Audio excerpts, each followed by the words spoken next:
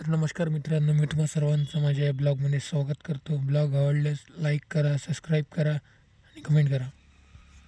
सकाळी उठल्या उठल्या आंघोळ पाणी करून आपण सीधा गेलो शेषराव भाऊच्या दुकानाकडे. शेषराव भाऊ दुकानामध्ये होते, त्यांच्यासोबत थोडा बोलणं चालना केला.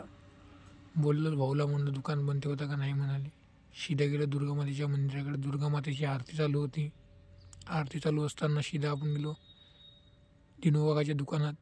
दिनूकाकाला म्हणाले, चाय शिजली का? चाय शिजलीच नाही म्हणाले, वेळ आहे म्हणाले.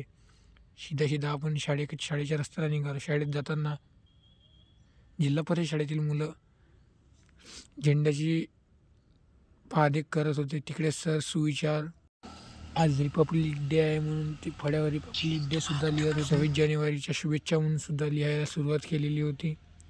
तिथून निघालो आणि तुकाराम शाळेकडे जायला निघालो.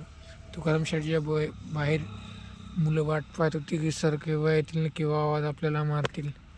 तिकडून सर आले तर सीधे मुलं अंदर चालली. मुलांना पाहून आपण सीधा अंदर गेलो. अंदर मॅडम वगैरे होत्या. शाळेतलं व्ह्यू एकदम जबरदस्त होतं. सगळी मुले आलेली होती. काही वेळामध्येच झेंडावंदनाला सुरुवात होणार होती.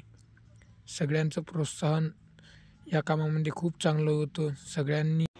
सगळ्यांनी बिलकुल जबरदस्त असं ड्रेससुद्धा घातलं होतं. आपलं मेकअप वगैरे सगळ्यांनी जबरदस्त केलं होतं. सगळ्यांचं चेहरा पाहून मनाला आनंद वाटतो की आजही आपण जसे होतो तसेच आहोत. शाळेतील सर्व मुलं एका लाईनीत उभी झाली आणि सरांनी म्हणाले की झेंडावंदनाला सुरुवात करायची आहे, एका रांगेत उभे व्हा. महात्मा गांधी व डॉक्टर बाबासाहेब आंबेडकर यांच्या प्रतिमेला माला अर्पण करून झेंडावंदनाला सुरुवात करण्यात आली. झेंडावंदन डॉक्टर मोहनदासजी आखरे हे करणार आहेत. झेंडा फडकवल्यानंतर लगेच राष्ट्रगीताला सर्वांनी टाळ्यांचं जयघोष करत झेंड्याला सलामी देत राष्ट्रगीताला सुरुवात केली. तिकडे आपल्या गावातले सर्व मान्यवर उभे होते. राष्ट्रगीत व झेंडागीत झाल्यानंतर लगेच रॅलीला सुरुवात झाली. लगेच रॅली निघाली आणि रॅलीमधील सर्व मुले एका रांगेमध्ये उभे होत रॅलीला सुरुवात केली आणि गावातील सर्व झेंड्यांना फडकवण्याचं कामसुद्धा तुकाराम शाळेलाच आहे.